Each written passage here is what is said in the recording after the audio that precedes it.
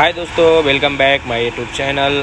आज हम औरा गाड़ी के अंदर आर्मरेस्ट इंस्टॉल करने वाले, जो जीएम कंपनी का आता है और बीएमडब्ल्यू टाइप में आता है। आर्मरेस्ट फिटिंग हो चुका है। आइए देखते हैं उसकी फिटिंग और उसकी फिनिशिंग कैसी है। जैसा कि आप देख सकते हैं, आर्मरेस्ट फिटिंग होने के बाद गाड़ी के अंदर काफ़ी अच्छा लुक आ रहा है। इसका जो आर्मरेस्ट की क्वालिटी है काफ़ी अच्छी है। इसके अंदर जो आपको स्पेस मिलता है वो काफ़ी अच्छा स्पेस मिलता है।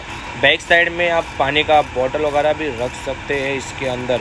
और इसके अंदर अपने को एक डाटा केबल मिलती है जो आप लगा के इसके अंदर चार्जिंग वगैरह भी कर सकते हैं। दोस्तों, अगर आपको वीडियो पसंद आई हो तो वीडियो को लाइक, शेयर और चैनल को सब्सक्राइब ज़रूर करें। मिलते हैं एक और नए वीडियो के साथ।